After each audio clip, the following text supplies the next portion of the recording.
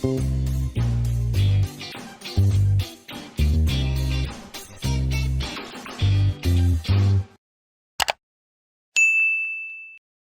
ஒரே செகண்டு கூட்டு அருமையாக இருக்கும், செம்ம டேஸ்ட்டாக இருக்கும்.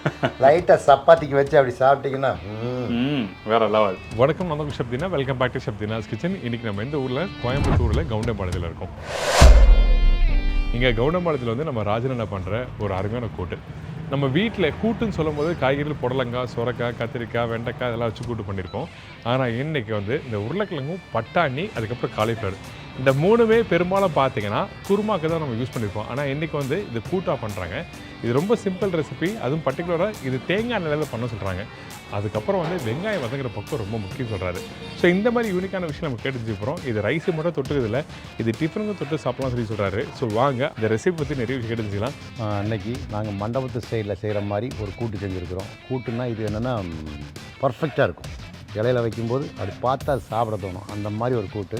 அந்த தேங்காய்க்கும் அந்த கூட்டுக்கும் செம்மையாக இருக்கும். நீங்களும் வீட்டில் அந்த ஒரு 4 பேர் 5 பேர் இருந்தீங்கன்னா இதே மாதிரி செஞ்சு பாருங்கள், செம்மையாக இருக்கும் அந்த கூட்டு. அதாவது கிச்சன் உள்ள போனால் டக்குன்னு முடிச்சு வெளியே போயிடலாம். உங்கள் எல்லாருக்கும் பிடிக்கும். வாங்க அவரை போய் எடுத்துக்கலாம்.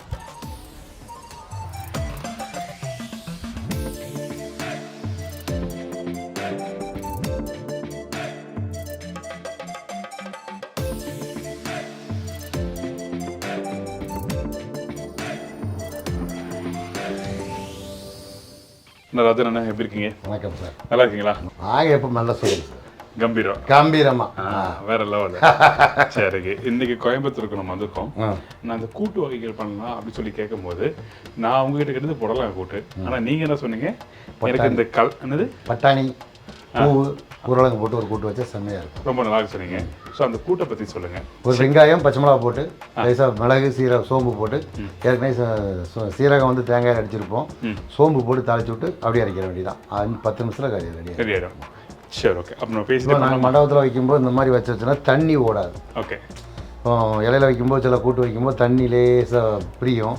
அந்த மாதிரிலாம் இது வராது. அம்மா வச்சோம்னா அப்படி இருக்கணும். அந்த இலையில சிக்கன்னா சிக்கன், கூட்டு பொரியல்னா இப்படி இருக்கணும், பட்டாசாக இருக்கணும். அப்போ பண்ண ஆரம்பிக்கலாமா? Okay sir. அப்போ தேவையான பொருட்கள் சொல்கிறீங்களா? 1 கிலோ உருளைக்கிழங்கு, 1/2 கிலோ பச்சை பட்டாணி, 1/2 கிலோ பூவு, தேவைக்கு தாளிக்கிற கருவேப்பிலை, ஒரு 100 தேங்காய், 1 டீஸ்பூன் மிளகு, 1 டீஸ்பூன் சோம்பு, 1 டீஸ்பூன் கடுகு, 12 மிளகாய் 13 மிளகாய் இருக்கும், 100 கிராம் பெரிய வெங்காயம், 4 வரமிளகாய் தாளிக்கிறதுக்கு, தேங்காய் பேஸ்ட் அரைச்சி வச்சுருக்கிறோம், 1 தேங்காய், லைட்டாக சீரகம் போட்டு அரைச்சிருக்கிறோம், உப்பு தேவைக்கு இருப்பேன். இப்போது இந்த ரெசிபி தேவையான பொருட்கள் சொல்லிட்டீங்க. இப்போ ஃபஸ்ட்டு நம்ம என்ன பண்ணுறோம்? அடுப்பத்தை வைக்கிறோம். சரி, ஓகே, ஆரம்பிச்சிடலாம். இதுக்கு வந்து பர்டிகுலராக வந்து எண்ணெய் யூஸ் பண்ணுறது வந்து கடலெண்ணெய், நல்லெண்ணெய் அப்படின்னா இருக்கா எப்படி? தேங்காய் மட்டும் போடுவோம் சார். ஸோ அதனால தேங்காய் எண்ணெய். ஆமாம். சரி, ஓகே, டன். நாங்கள் தேங்காய் எண்ணெய் நான் ஊற்றலாமா? ஊற்றுங்க. எவ்வளவு? ஒரு 50 ml ஊற்றுங்க. போதுமா? ஓகே. இன்னும் கொஞ்சம்? Okay okay. இப்போ இதுக்கப்புறம் தாலி போட்டு ஆரம்பிக்கிறோமா? கடுகு போடுறோம். ஓகே. என்ன சூடான பேருக்கு. இப்போ எனக்கு ஒரு டவுட் சொல்லுங்கள். இந்த இடத்துல இந்த தேங்காய் எண்ணெய் வந்து நல்லா சூடு பண்ணிட்டு போடணுமா? புகை வர்ற அளவுக்கு? இல்லை, புகை போடுற அளவுக்கு வரக்கூடாது. ஒரு அரை சூடு இருந்தால் போதும். என்ன எல்லாம் அந்த ஸ்மெல் பூரா போயிருக்கு. அது இல்லாமல் தேங்காய் வந்து தண்ணி மாதிரி இருக்கும். ரொம்ப சூடாச்சுன்னா அது ஆவியாக போய். இது எதுக்காக கேட்குன்னா இது கண்டிப்பாக தெரிஞ்சுக்கணும். அதனால நான் கேட்டிருக்கேன். ரொம்ப இந்த இடத்துல பார்த்தீங்கன்னா தேங்காய் எண்ணெய் வந்து ஸ்மோக் ஃப்ளேவர் வர அளவுக்கு நம்ம சூடு பண்ணவே கூடாது. அது ரொம்ப ரொம்ப முக்கியம். லைட்டாக சூடு இருந்தால் போதும். தெரிஞ்சுக்கிங்க. இப்போ 1 டீஸ்பூன் கடுகு போடுறோம். கடுகு பொடியுது. மிளகு வெடிச்சதுன்னா மிளகோட ஸ்மெல் நல்லாயிருக்கும் கூட்டில். சரி, ஓகே. மிளகு போட்டாச்சு. ஓகே. மிளகு பொடியுது. ஒரு 4 வரமிளகா போடுறோம் சார். 4 வரமிளகா. 5 வரமிளகா போடுறோம். எத்தனை போடுறோம்? 5 இருக்குது. 5 வரமிளகா. ஸோ மிளகு வந்து அந்த காரத்தோட தன்மைக்காக மட்டும்தான் மிளகு போடுறோம். ஆமாங்க சார். அது ஒரு டேஸ்ட் சூப்பராக இருக்கும் சார். ஓகே. அது அந்த மிளகு கூட்டில் அந்த பட்டாணியோட திடீர்னு கடிச்சு சாப்பிடும்போது சூப்பராக இருக்கும். ஆனால் பெரும்பாலும் நம்ம சவுத் இந்தியன் சைடில் பண்ணுற இந்த கூட்டுக்கு வந்து மிளகு போட மாட்டாங்க. சீரகம், கடுகு தான் போடுவாங்க. ஆனால் இந்த கேரளா சைடில் போட்டு பார்த்துருக்கேன். மிளகு பூ வெடிச்சிருச்சு. இப்போ கருவேப்பிலை போடலாம். ரைட்டா? நான் சொன்னது ரைட்டா? ஆமாங்க சார். வெங்காயம் போடுவீங்களா? என்னங்க, ஒவ்வொரு ஊரில் ஒவ்வொரு சைடில் செய்வாங்க சார். ஓகே. இப்போ பச்சை மிளகா போடுறோம்.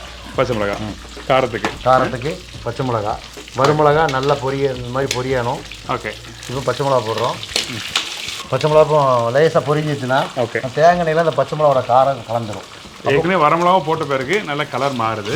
அதுக்கப்புறம் பார்த்தீங்கன்னா இந்த பச்சை மிளகா போட்டு லைட்டாக நல்லா வதக்கலாம். ஆமாம், வதக்கணும்னு இப்போ அலேசாக ஒரு வேக்காடு வந்தாச்சு. இப்போ வெங்காயம் போடுறோம். இன்னொன்று சொல்லிடுறேன், இந்த இடத்துல தேங்காய் எண்ணெயில் வந்து இந்த பச்சை மிளகா போட்டு லைட்டாக வதக்கும் போது அதோட வாசம் பாருங்க நல்லா இருக்கும். அந்த நெடியோட வர வாசம் வந்து சூப்பராக இருக்கும். இந்த பச்சை மிளகாய் லேசாக உப்பு போட்டு பழைய சோறு வச்சா சூப்பராக இருக்கும்.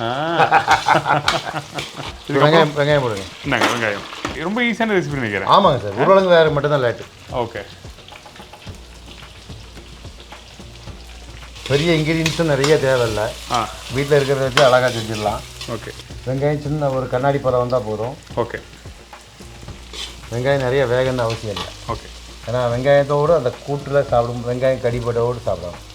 ஆனால் இந்த கூட்டு அப்புறம் வந்து இந்த சாம்பாருக்கு அதுக்கெல்லாம் வெங்காயம் வதங்கக்கூடாது, ரொம்ப நிறைய வதங்கக்கூடாது. ஆமாம், ஏன்னா முழுசாக இருந்தால் தான் அது சாப்பிட்றதுக்கு நல்லா இருக்கணும். அது சாம்பார் புல்ல போடும்போது கடைசியாக தாளிச்சு ஊற்றுறோம் பாருங்க. தாளிச்சு ஊற்றும் போது அந்த சின்ன வெங்காயம் நல்லா பொரிஞ்சுன்னா அதோட மனமே வேற. அது சூப்பராக இருக்கும் சார். அந்த நெய்யில் நீங்கள் வதக்கின வெங்காயம் சாப்பிட்டு பாருங்களேன், செம்மையாக இருக்கும். வேற லெவல். இதெல்லாம் வந்து அதான் அந்த சமையலை உணர்ந்தவங்க ரசிக்கிறவங்க தான் இந்த மாதிரிலாம் சொல்ல முடியும். அது வந்து ஒரு ஆர்டிஃபிஷியலான ஒரு பேச்செலாம் இருக்காது. அது இல்லை சார், இப்படி சாப்பிட்டு ட்ரை பண்ணி பாருங்களேன், இப்படி பண்ணி பாருங்களேன் அப்படி சொல்லுவாங்க. அதை உணர்ந்தவங்க தான் அதெல்லாம். வெங்காயம் வதங்க போதுமா? போதும். இந்த மாதிரி ஒரு 50% வெங்காயம் வந்தால் போதும். கண்ணாடி பதம். ஓகே, இந்த மாதிரி கண்ணாடி பதத்தில் இருந்தால் இது போதும். இப்போ பச்சை மிளகா ஒரு 60% வந்திருக்கும். இந்த அளவுக்கு வெங்காயம் வந்துருச்சு. இந்த டைமில் சோம்பு போடுறோம். சரி, சோம்பு வந்து பொரியக்கூடாது. பொரிஞ்சுன்னா அது கொஞ்சம் கருப்படிக்கும். கருப்படிச்சுன்னா கலர் மாறும். அப்போ இதோட வாசம் மட்டுமே வரணும். சோம்பு வெந்துச்சுன்னா சோம்போட மனம் மட்டும் வரணும். அதுக்காக 1 டீஸ்பூன் சோம்பு. எண்ணெயில் வந்து போடக்கூடாது. ஆமாம், முக்கியமான ஒரு விஷயம் நோட் பண்ணிக்கோங்க. Very very important. நீங்கள் பண்ணும்போது இந்த இடத்துல வந்து இந்த மாதிரி விஷயம் தான் நுணுக்கங்க கரெக்டாக ஃபாலோ பண்ணிக்கணும். சரி, ஓகே, டன். இப்போ சோம்பு போட்டிருக்கோம். ஃபைன். போட்டுட்டு இந்த சோம்பு வெந்தால் போதும். ஓகே, தண்ணியில் வெந்துன்னா அதோட ஃப்ளேவர் தண்ணியில் வந்துடும். சரி, ஓகே. ஓகே, இப்போ காய் போடலாம். இப்போ காய் போடுறோம். இந்த காய் காலிஃப்ளவரும் பட்டாணி போடுறோம். ஓகே,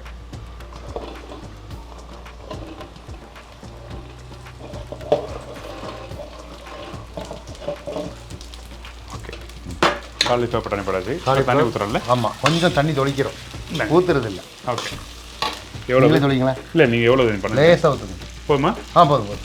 தண்ணி ஊற்றிருக்கோம். இப்போ தண்ணி ஊற்றியாச்சு. உப்பு தண்ணி ஊற்றினோன்னு ஒரு கொதிக்கணும். உப்பு போடுறோம். உப்பு போட்டு ஒரு 60-70% வந்தோடனே உருளைங்க போடுறோம். உருளைங்க ஏற்கனவே வேக வச்சு வச்சுருக்கிறோம். அதை உள்ளே போட்டோடவும் மீண்டும் 20% அந்த உருளைங்க கூட வெந்துடும். வெந்ததுக்கப்புறம் தேங்காய் போடுவோம். தேங்காய் போடும்போது ஒரு 10% வேகும். சம்மன் வந்துடும். ஃபைன். சரி, ஓகே. இந்த காய் வேகட்டும். வெந்த பேர் காமிங்க, அதுக்கப்புறம் பார்க்கலாம். ஓகே.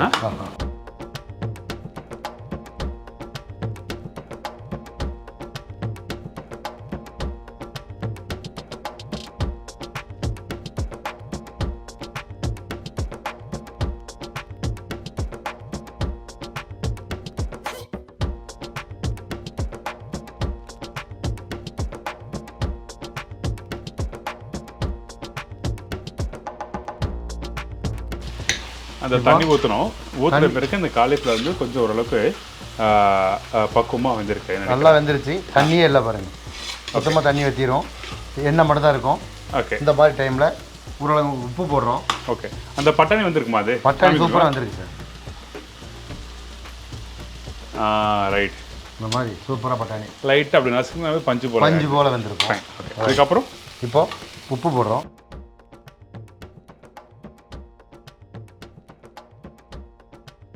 உப்பு போட்டாச்சு.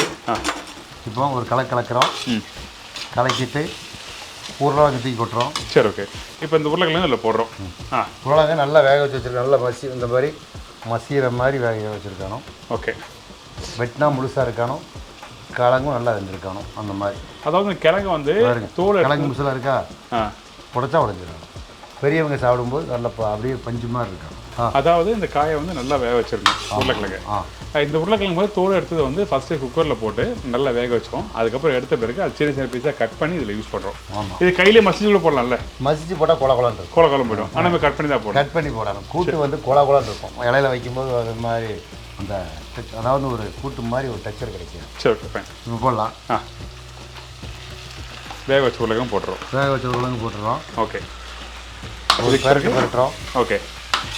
இப்போ பட்டாணி, பூவு, தேங்காய் ஓகே மசாலா எல்லாம் ஒன்றா ஆயிடுச்சு பார்த்தீங்களா? ஆமாம். இப்போ அந்த டைமில் நம்ம அரைச்சி வச்சு தேங்காய் பேஸ்ட்டை போடுறோம். ஓகே. இது இந்த பேஸ்ட்டில் என்னென்ன போட்டிருக்கீங்க அது தெளிவாக? தேங்காய், சீரகம். சீரகம் வேறு ஒன்றும் இல்லை. பச்சை மிளகா நம்ம இதில் பிறந்து போட்டிருக்கிறோம். அதனால் தேங்காய் சீரகம் மட்டும் அரைச்சிக்கணும். ஓகே. இது அரைச்சிருக்க பக்குவம் என்ன? எப்படி குறன்னு அரைக்கணும். ரொம்ப நைஸாக இருக்கக்கூடாது. நைஸாக இருந்தாலும் குளன்னு இருக்கும் கூட்டு. அந்த வெந்த பக்குவம், அதுக்கப்புறம் எக்ஸஸாக தண்ணி எதுவுமே இல்லை. இது 40 வச்சுக்கோங்க. இப்போ அரைச்சி இந்த டைமில் நல்ல மனம் இருக்குது சார். அந்த சோம்போட மனம் அப்படியே தூக்கி கொடுக்கும். இந்த டைமில் கொஞ்சம் இதுக்கு தேவையான தேங்காய் போடுறோம்.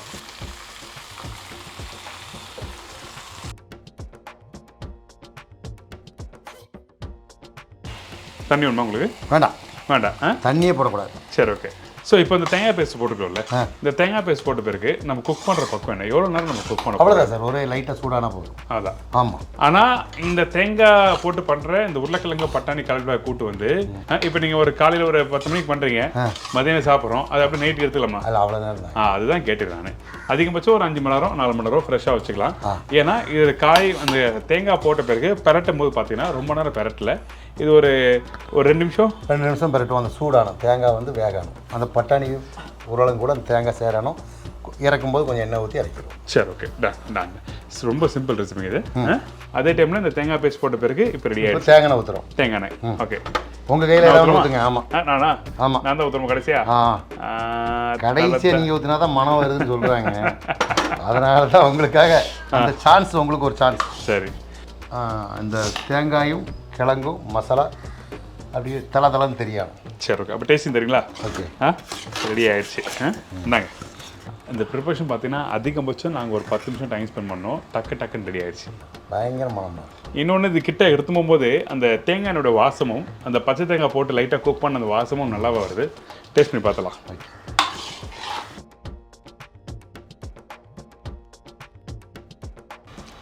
எப்படி? இது வந்து சப்பாத்திக்கெலாம் வச்சு சாப்பிட்டா செம்மையாக இருக்கும். First class.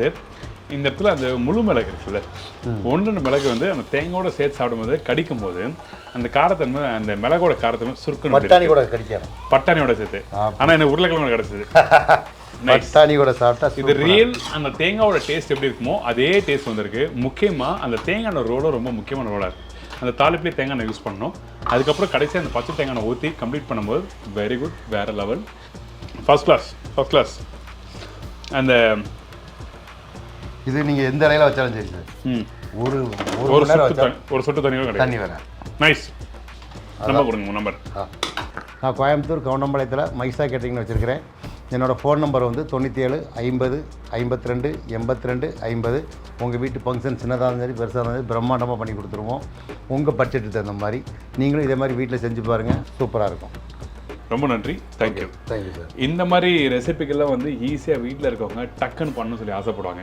ஏன்னா கிச்சனில் போயிட்டு ரொம்ப நாள் டைம் ஸ்பெண்ட் பண்ணி பண்ணாலும் ஐயோ என்னடா எந்த நேரம் கிச்சன்லேயே நம்ம உட்காந்துருக்கோம். இதெல்லாம் ஒரே செகண்டு கூட்டு அருமையாக இருக்கும். செம்ம டேஸ்ட்டாக இருக்கும். லைட்டாக சப்பாத்திக்கு வச்சு அப்படி சாப்பிட்டீங்கன்னா வேற லெவல். ஸோ ட்ரை பண்ணி பாருங்கள். இதே மாதிரி நான் இன்னொரு நாள் இன்னொரு ஊரில் ஒரு புது ரெசிபி சந்திக்கிறேன். நன்றி, வணக்கம். சி பாய், டேக் கேர். வணக்கம் சொல்லுங்கள். வணக்கம். அங்கே நன்றி, வணக்கம். உங்கள் மைசா ராஜா. லாஸ்ட்ல எப்போ போல நம்ம அண்ணன் சொதப்புறாரு. அப்படிதான் பண்ணுவாரு. அந்த கேமரா இந்த கேமரா பார்க்க சொன்னா அந்த கேமரா பார்க்க. சரி, எதே ஒன்று பார்க்குறோம்.